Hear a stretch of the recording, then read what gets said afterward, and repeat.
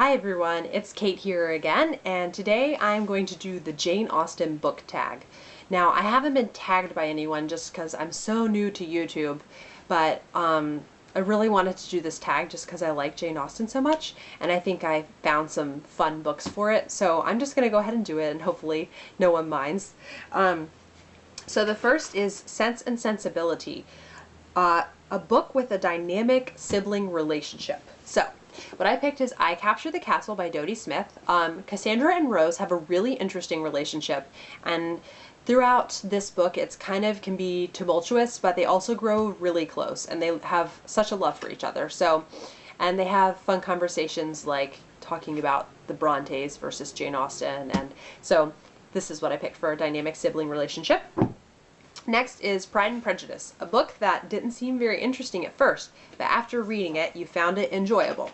So, this is The Orphan Train. I read this for a library book club this summer, and I kept going back and forth, oh, do I want to read it? Oh, do I want to read it while I was going it through? Because, you know, it's a very new book, and I just didn't know anyone that had read it, but I ended up really loving it. I do really like historical fiction, and I didn't even know that this was a thing, that like there were thousands of orphans of immigrants that were just given away in the early 1900s. I didn't know about that.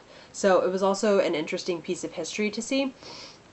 So yeah, I ended up liking this one a lot. 3 is for Emma, Two Close Friends Who Fall in Love. So spoiler alert for anybody who hasn't read all of Harry Potter. So I would turn the video off now if you haven't read all of Harry Potter. I don't want to give anything away. Okay, assuming you've turned it off if you haven't read Harry Potter, I don't want to ruin anyone's experience, is Hermione and Ron.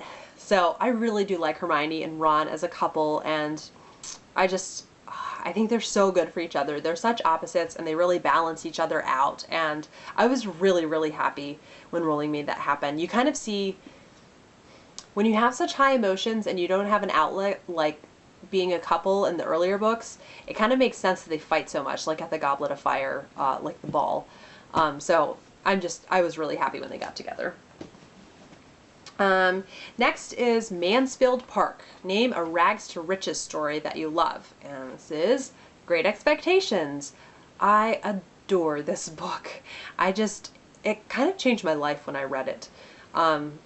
Yeah, I really liked it. So it's about Pip, who a benefactor just decides to give him an income so he can go and make his way in the world. And so it's just about him kind of learning who he is, and eventually you do find out who the benefactor is, and that really affects him, finding out who it actually was. Read Great Expectations, it's so good. You can do the audiobook. The audiobook's really good. The next is Persuasion, a story of second chances. So Anne Elliot in Persuasion turns down the man that she loved because her family persuaded her not to marry him, and it's really sad, and so then it ends up she kind of gets a second chance because she ends up seeing him later. So I had a tie between two. So my two that I picked for second chances were My Antonia, and this is a second chance because they are immigrants from Scandinavia, so from Hungary, and they have a second chance when they come to the new country. So it's about what they make of their second chance, Antonia and her family. And then A Christmas Carol. This is like heading into the good time of year for that.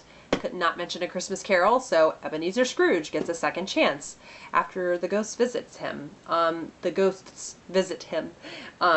Yeah, A Christmas Carol, I never get tired of it. I watch a Muppets Christmas Carol every year. I like the Patrick Stewart one. I watch that most years. I read the book every year. I can't rave enough about A Christmas Carol. It's classic. It's a short, easy read if you haven't read any Dickens, and it's lovely. And then lastly, Northanger Abbey. Pick a book with an overly imaginative character. And so I picked Atonement, which actually, ironically, is kind of inspired by Northanger Abbey, and kind of what would have happened if Kathy had acted on her her imagination.